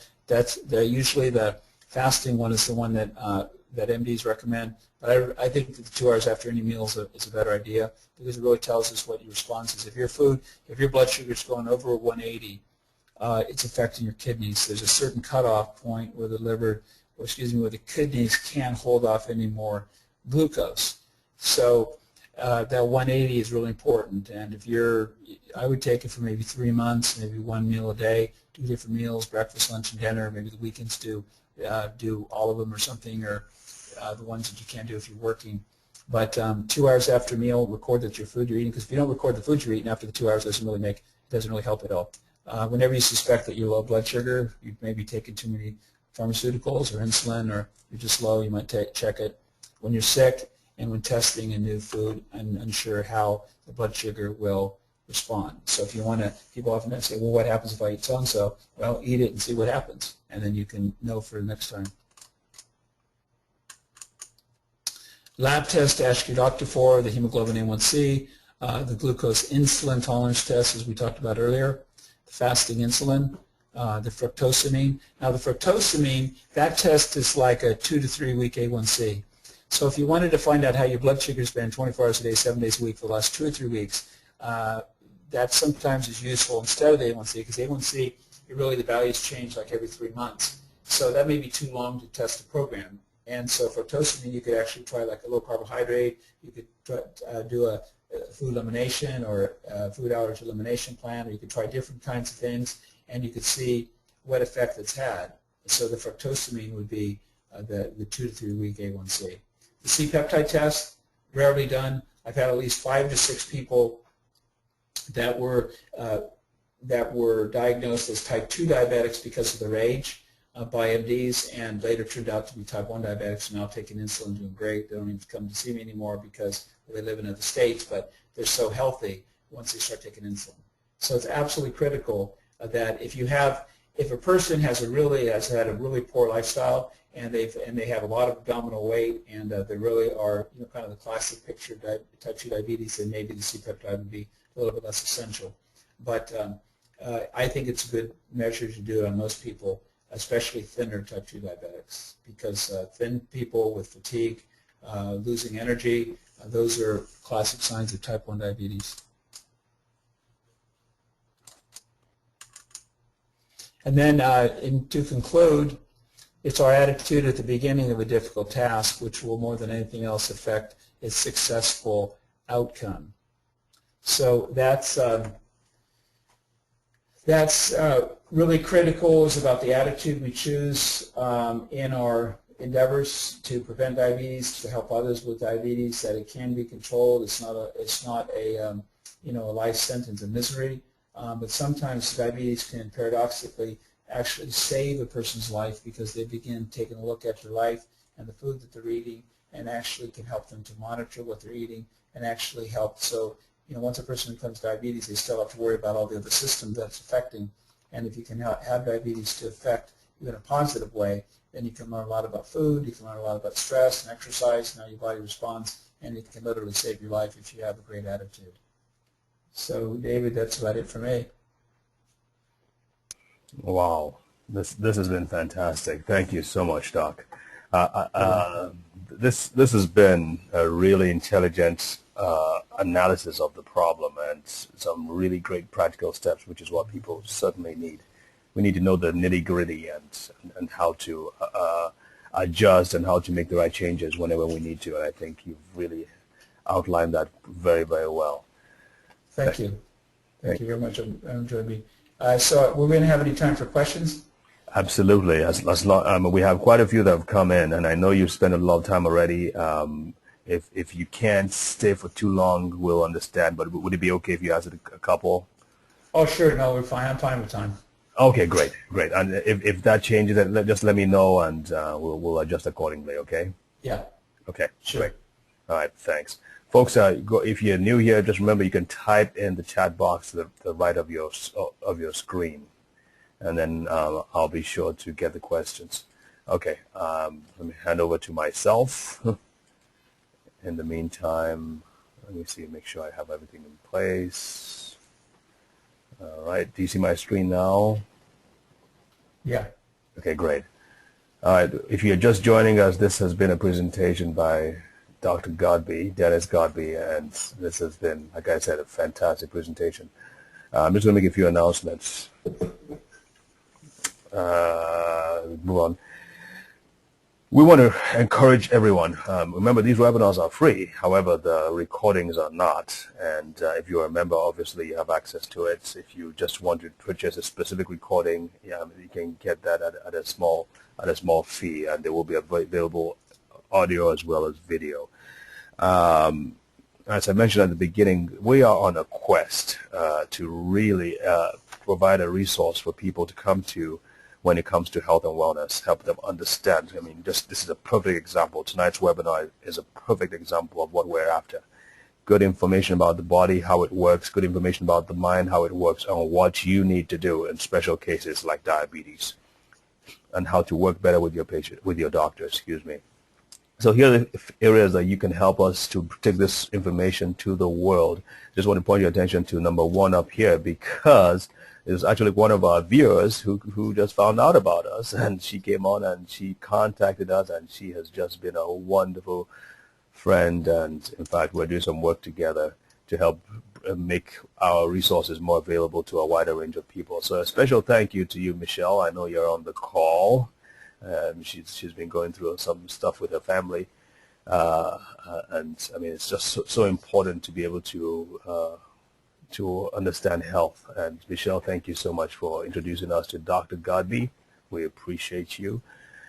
And folks, there will be weekend replays of the webinars we've had, some of the webinars we've had this week. Dr. Rick Deitch did one on chocolates and zeolites. Believe it or not, there are some good benefits to chocolate. Dr. Harry Elwood did one on heart health, and I'm almost tempted to say we should make this available. Dr. Godby is available too for the webinar. Oops, I just want to show you something really quickly. I want to encourage you to, even after the webinar, while we're trying to promote our forums or more interaction after the webinar. So if you have any more questions or you want to discuss with people, it is obviously optional for our presenters. I mean, they're so busy, Dr. Godby especially. But you can go to, let me go back again so you see what I'm talking about. You can go to our homepage, click on the banner, which will be up for a few more days, like that, and then that's going to take you to a page, and you can actually go in there, type in your comment or your question, write it out here, like so, and it will stay on there. And so some of our presenters sometimes can go there, and then they can see your questions. And if they wish to, they can answer it, or someone else can see your question and help you answer it. So it's just good to have your comments out there. You know how that works. So just take advantage of that after the webinar. Next couple of days it's going to be up. Again, thank you so much for taking a look at this. And I think I'm just going to start dealing with the questions right away. But this is the wrong slide up. So put the slide back up and start looking at the questions. Thank you, Michelle. Michelle, we need a picture of you. I speak with Michelle practically every day. I don't even know what she looks like. Okay, can we get his website info? sacnd.com. Is that correct, Doc? Yes, that's right.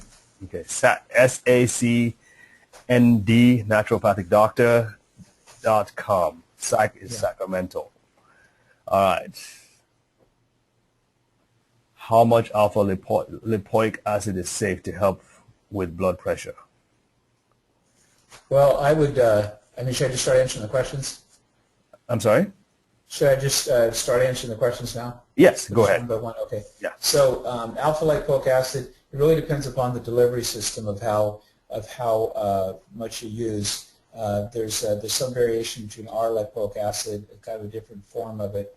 But I would say generally about 1,200 milligrams would be the safe dosage for that. It would be about the standard dosage. Again, it could be less, but that's probably a safe dosage at that, around that level.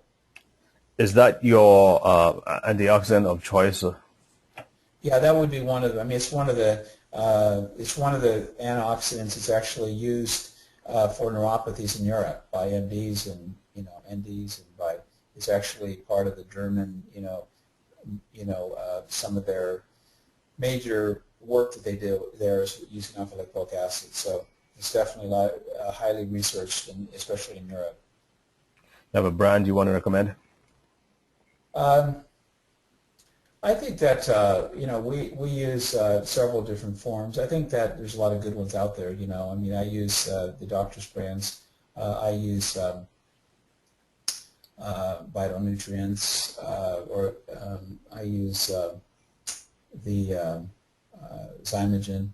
So several different ones. But I think that there's a lot of good alpha-lipoic acids out there. But I would really try to buy it from a company like all of them that are reputable, that have a lot of research behind them, that are using safe nutrients and everything. So the company really matters. Yeah, I agree. Okay, are you the author of Death to Diabetes? No, the author to Death to Diabetes is actually a guy by the name of Dwayne McCauley, D-E-W-A-Y-N-E, and his last name is McCauley, M-C-C-U-L-L-E-Y. And I found out about it several years ago, and he does, his daughter actually talked him into doing talks around the country, so he talks around the United States, and I think he's pretty impressive. I mean, I'm pretty impressed with engineers to begin with, because they kind of inspire me, because they're so analytical. I mean, they're a lot different than I think, but I think that they put together so that's most engineers that I've met and patients, they're so directed in how they focus things that I think is absolutely amazing that engineer could write maybe one of the best books, one of the top 2 books I've ever read that's not by a doctor, simply through his research and his caring and passion about the field. So that's why I recommend it, because I think that the nutrition that he recommends is outstanding. I mean, there's nothing I would really change from that. I think that he may explain it a little bit different way than I would, may not understand completely why it works that way, but I think that he's very prophetic in his book. Wow. Death to Diabetes. Can you spell that name again, please? Yeah, just death, like, there's a... No, the author's name. Dwayne McCauley, D-E-W-A-Y-N-E, and last name is McCauley, M-C-C-U-L-L-E-Y, and you could just Google it too, and Death to Diabetes, and come up to his website, because you can buy it online. Okay, great. I'm going to hand this back to you, because someone wants you to cover the 9th point again, and while you're doing that, can you cover the difference between glycemic load and glycemic index? Good, I'm glad this question was asked. Okay, I'm handing this back to you so you can multitask. Okay.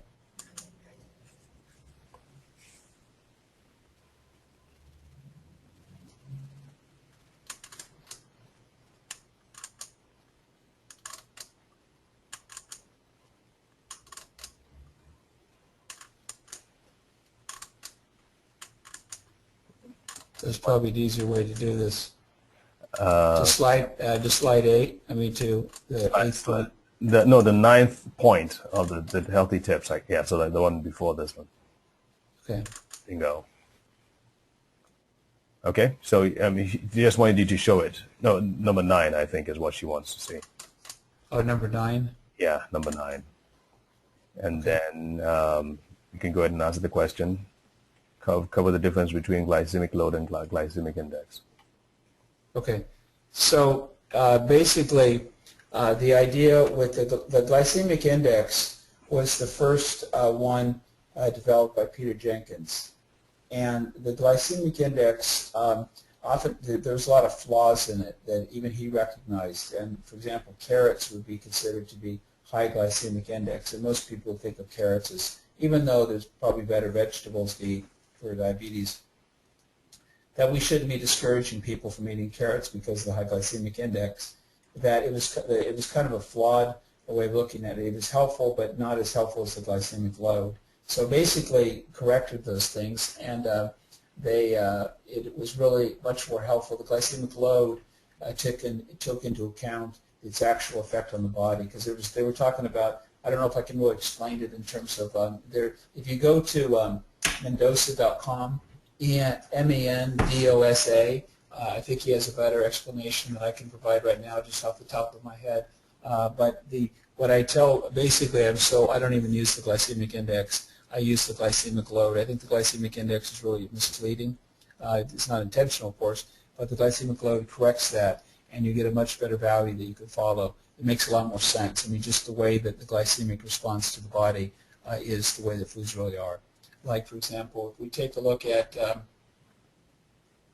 I was just looking for my Dr. Murray's book on, Dr. Michael Murray's book on diabetes, and I'm going to go and look up the glycemic load on a couple foods just to kind of give example. Another book I love on diabetes is How to Prevent and Treat Diabetes with Natural Medicine by Michael Murray. He's an ND, one of the most well-known NDs in the world, and I'm going to look at his index for a few examples of what he might use. Now, let's say, for example, that you have a cup of soy milk. Glycemic load might be, you have a glycemic index of 31 and a glycemic load of 3.7. So that would be one of the healthiest things. Whereas if you took a soft drink, that would be 34.7.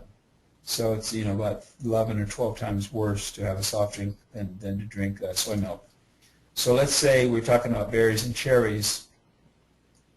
That cherries would have a glycemic load of 2.2, and would have, and then if you look at let's say a date, that would be up to 27.8. So there's a huge clear differences between those particular ones. Now, let's take a look at a carrot, because this example is always used for vegetables, and see if we can kind of point out that example here. Let's see here. And again, one of the things, these are guides, but the best way to really find out how it's affecting your blood sugar is by taking it. So let's say raw carrots, they have a glycemic index of 16, but a glycemic load of only 1. So according to the glycemic load, carrots would be a great thing to eat, but the glycemic index would be fairly high in comparatively speaking. So let's take, for example, another one. Let's take a look at breads. If we take a look at like a oat bran and honey bread, one slice, you might have a glycemic load of 4.5, whereas if you take a look at a bagel, it would be like a 25. Or a breakfast cereal, let's say raw oat bran might be a 4 for a glycemic load, and then you have grape nuts would be 33.3, which would be the worst. So there's huge difference. I mean, grape nuts seems to be a pretty healthy thing when you think about it. I remember those old commercials with grape nuts, but they actually are one of the worst foods you can have for diabetes, and which in cereals in general would be. I mean, I would definitely not recommend eating boxed cereals for diabetes. It's one thing that I've always seen to raise blood sugar. So I don't know if I've answered that question well enough regarding regarding glycemic load index. But I would definitely go to Mendoza.com, and I would just look on and online. You can find information about if you want a more technical explanation. But from my perspective, just on a practical level, I would definitely look at glycemic load as a good guide, but not the index. Excellent. Okay, can you explain why I can have normal, quote-unquote, blood glucose readings with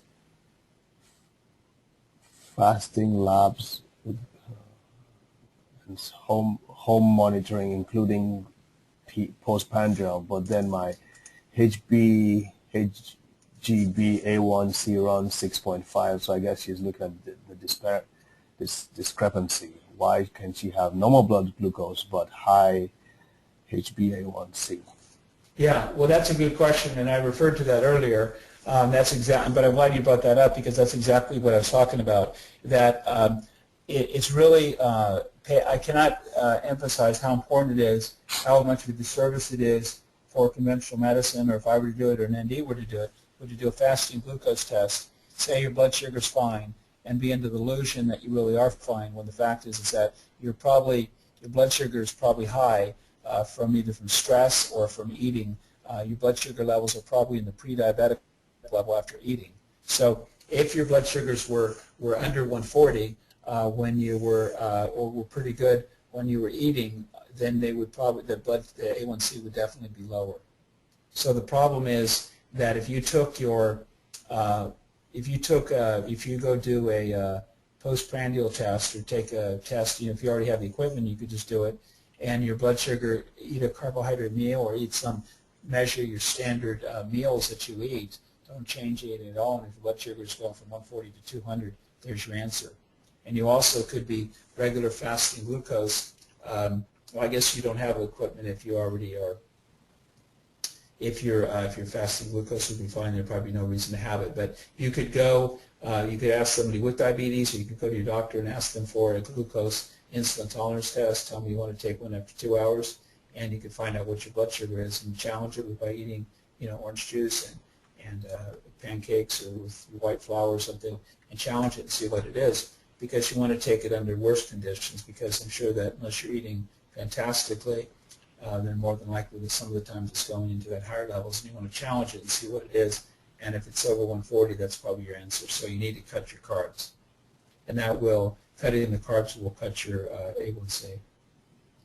But it's really important that you know that A1C, and thank God you do, because you could be under the illusion that everything is fine. Mm-hmm. Right. All right. Do thyroid function levels affect blood glucose? How? Well, not directly. I mean, they do. They don't necessarily directly affect it, but you oftentimes see slow thyroid function, hypofunction affecting diabetes. First of all, you have thyroid is a T3, T4 hormones. You also have insulin's a hormone. So from an endocrinology standpoint, they affect, but not necessarily directly. But you see a correlation oftentimes, because people with hypothyroid are oftentimes have a tendency of being overweight, have a tendency of being, because of metabolism is slower, so it's more likely to collect weight, increase blood sugar, and you're basically increasing the risk for complications with thyroid and diabetes. And so that's the relationship. More oftentimes you'll see them happening together, but not necessarily one causing the other. What are your thoughts on using coconut flour in place of white or other kinds of flour in relation to the effect on blood glucose? I think it'd be great. I mean, I think it'd be coconut flour would be just like almond flour would have a lot more fat in it, and so you're going to have. I would imagine that I haven't seen any tests directly on it, but if it's more fat, which is going to be from coconut or from almonds or something like from a nut, then you would test your blood sugar. I mean, make the bakery item, or just test your blood sugar after. I'm sure you're going to see a big difference. Okay. But generally, I would think that this is being creative. I think this is awesome. Okay. Please expand on your comment regarding increasing muscle mass. Okay. Yeah, and I apologize for not bringing that up later in terms of exercise. Well, first of all, as a runner, I probably was biased towards running, and the fact is of aerobics and being an exercise physiologist, I spent a lot of time thinking that we were changing the internal physiology by exercise, what it should be under normal conditions, the way humans should be doing throughout human history of moving, and so that was really the bias. But what happened was that there's a lot of research shows that when you do anaerobic activity, when you do power bursts, and when you do building muscular strength, you actually are increasing the ability of the insulin and the glucose to work better. So from a physiological standpoint, by lowering fat, increasing muscle mass, you're also actually increasing the metabolism of your body. 24 hours a day, 7 days a week, you're burning more fat because of that increased metabolism, more muscle mass, needing more oxygen and more energy. And then also you have insulin able to function better because there's more, it's easier to, again, when we think about, early humans, and you think about throughout our history that, maybe up until 100 years ago, people were pretty strong and had a lot of muscle mass. They had to do a lot of work. They're pushing, pulling, carrying things. And then when we lost our muscle mass and became more softer and everything affected our glucose response. So that's not to say that one is more important than the other, or that this or that, but it's both are important. But all kinds of different exercise, flexibility exercises, stretching, aerobics, walking, running, bicycling, swimming, lifting, keeping strong.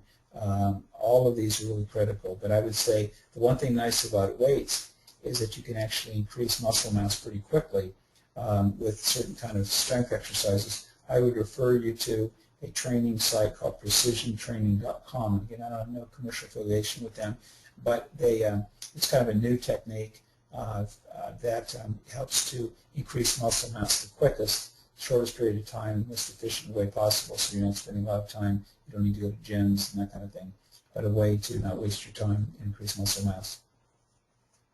Great. What do you think about agave for a sweetener? I've been asked that question 1,000 times. I wish I had $1 for every time I was asked that question about agave. But agave, I don't really think much of it. I mean, I didn't really have much of an opinion, but I've now it's I kind of pretty much put it in the same category as any other, as honey or sugar or any other category. I mean, I think honey is better than sugar, or to a certain extent, but I don't think agave is much. I'm speaking somewhat ignorantly. I don't really know that much about it. I haven't done any heavy research about it, so it's kind of like we were, at the bar talking about it. Don't really take me as authority on agave, but I would say be skeptical about it, because I think people get their the wolves being pulled over, so to speak, about agave. I think it affects blood sugar just as much as anything else does. Okay. What product do you sell for blood sugar? Can we buy it from him? I'm not sure what she means by this. Well, the one product that I sell that has been fantastic has been called Ketsumisi. And that product, yes, we will sell it. It is fantastic. We actually lowered the price. That's actually what we've seen the greatest results with. We don't use it for type 1 diabetes, but we use it for type 2. But I've actually seen a drop from like 12.5 to 6 point something in like 3 months. Oh, wow. And not to say that, it's like this little disclaimer. It's not that that'll happen to every person, but hopefully people don't have 12.6 A1Cs out in the crowd out there, because that's a kind of heading towards disaster. But the point is that the person that was doing this was also losing abdominal fat. They also were eating healthy. They were also doing a lot of other things. Again, this was an engineer too, and took it very seriously, and he's still one of the longest standing patients that continue to come back and by the nutritionist, because it's really working and he's healthy. So he really approached it as an engineer would approach it, and so he's getting great results. But he didn't just do the Ketsumisi. He also did other things too. The Ketsumisi is kind of like it's kind of a different delivery system. It's kind of like an herbal, kind of like a tea that you can either kind of, you can put it on your tongue and follow it with water, or you can kind of just mix it with water. I haven't tasted it myself, but apparently it doesn't taste that great. But it's only taken once a day. If you have blood sugar really out of control, you can take it twice a day. And then if you have more, just more of an average diabetes, once a day would be fine. So I think anybody, my personal opinion is that if you have diabetes and you want to reduce the impact and have something that it doesn't matter what I taste, I would taste it. If I thought it would help me, I don't care what it tasted like. Right. I'm going to take it every day. I mean, that's just, for me, I know the destruction. So if you weigh the taste versus, the positive effect, I don't think that, to me, would be very significant, but not everyone thinks like I do, you know what I mean? Right. How do you spell Ketsumisi? Ketsumesi, something like that. It's a Japanese, Chinese product. They've tested it at the National College of Naturopathic Medicine where I went. And I've seen great results, and I've seen a lot of practitioners have good results with it. Great. Just a few more questions. Does it matter what kind of cinnamon you use? I don't think it does. Okay. What is it? Just use just regular old cinnamon. The kind you buy at you want to buy organic or whatever. But I don't think I haven't seen anything on that. But if you buy it from a vitamin or mineral or something, maybe it does, but I think just basic cinnamon, you buy it at a grocery store is fine. Great. What is a healthy 2-hour postprandial blood glucose level? One of the last slides showed that, but a healthy one would be under 140. And yeah, I would. The closer it's to 100, the better. But you definitely try to get under 140. Again, you want to stay away from that 180 that affects the kidneys, because if you're doing that every meal, you're going to start having kidney damage, because the glucose the kidneys cannot hold out more than that particular osmotic pressure and that kind of thing. It can't hold out more than that. That's approximately, maybe in some people's 165, other people's 190, but it's about 180 that people think that's about where the cutoff is. Did you say you don't like flaxseed oil or flax oil? I like flax seeds. I think they're awesome, and I use them in so many different ways, recommend them in so many different ways, but I don't believe in the oil. I think that it's better to get omegas directly from fish oil, and much more reliable source. And I'm concerned about a couple of studies that shown that have flaxseed oil about cancer, but they could have been flawed studies. I don't know. So I'm not saying that flaxseed oil causes cancer. Just that it causes some flaxamine. I don't think it's really necessary to do that. I think there's a lot of other oils you can take. Okay. And just eat the flax seeds directly, because that's where the fiber is. Good point. Good point. Last question. Metformin, is it good, as some people say, for preventing type 2 diabetes? Well, it's probably the most preferable from a naturopathic standpoint of any of the diabetes drugs. That's probably the one that's most preferable, but there's still a lot of problems with it. And again, the point of metformin glucophage is to reduce the amount of glucose that the liver makes. So that's a lot different than other ones that might try to whip up the pancreas to produce more insulin, which is not, I don't think, I think probably every ND would be opposed to. But I would say, it depends on sometimes it's important to take it if your blood sugar is really high for a period of time while you're probably going to get a quick response from it. But there are problems, weight gain and other things associated with it, side effects that could be problematic. But for a lot of people, it works pretty well. Okay, well, that covers it for tonight. This has been a very educative webinar. I thank you so much again, Doc. You're welcome. Do you mind if I mention the run? Oh, yeah, absolutely. Go for it. Yep. I was going to mention this earlier, but basically the run for naturopathic medicine begins in July of next year, 2011. It's a run from San Francisco to Washington, D.C., up through New York and to Bridgeport, Connecticut, where the only East Coast naturopathic school is. The idea is that very few people in the United States know what naturopathic medicine is, because we're spending probably more time with patients than we are actually going out marketing ourselves. It's kind of like not a big thing of naturopathic medicine to promote yourself. And so this idea would be to get the word out about naturopathic medicine, about natural medicine in general, and to really get the word out, because there's about 15 licensed states for NDs. We're working on getting all 50 states licensed someday to give people the opportunity to see the kinds of things that we do. It's absolutely astonishing, the kinds of things the results that we see. Not to say that we're better than acupuncture, chiropractic, whatever. We're all important in the healing arts, but everyone knows chiropractors, everyone knows acupuncturists, everybody knows MDs, but rarely do people know us. So the goal of this is that I did a run 25 years ago across the United States to promote peace in Central America, and I've decided to pull out the running shoes and to try to do it again with my son and nephew, to run across the country in communities from San Francisco to the Brave I mentioned, so that we can get the word out. We'll be doing press conferences along the way, and also we'll be doing events where we'll be having great speakers across the country and trying to drum up media support so we get the word out, maybe raise our visibility from 2% of American people to maybe 30%. So if anybody would like more information, they can find out at therun.org. That's THERUN.org, and then there you can sign up. You can endorse it if you want online. We appreciate your endorsement, and also you can sign up for email to keep posted on where you can. If you want to help us out in your town, if you're along the route, you can check out where our route is.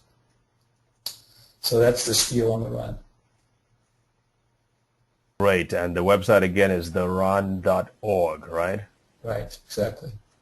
Excellent. Well, I know some people would think you're absolutely crazy, but then again, that's still good publicity, right? Yeah, it is, and it's really when I think when I probably am partly crazy myself. I when I analyze myself. But I think the thing is that it's really important to stand for something, and I think that these seminars that you're doing, that you're standing for something. There's a lot of people in the audience that are doing great stuff, and so this is no different than anybody else. I'm just kind of doing something a little bit more extreme, but the idea is that you have to do something extreme in order to be able to for the media to say, okay, this guy, okay, might be a little bit crazy, but he has a message that if he's going to run 30 miles a day and he's going to go through all this work as a doctor and not be in his practice for 4 months, he must have a really important message. So we should at least give him a chance and listen. And so if I drove across or did something like that, that wouldn't be newsworthy. But running 30 miles a day, and once you actually get out there, right now people are like, yeah, that's cool. And okay, but let me know next year about it. But when you're actually doing it, then all kinds of people jump on board. We want people to jump on board now so that we can have more momentum when we start, and we can organize and get our the groundwork laid. But a lot of people will jump on board later, and it's because they can see, wow, this isn't just an idea. He's actually doing it, and I'm seeing him sweat, and I'm seeing him go through this, that, and the other thing.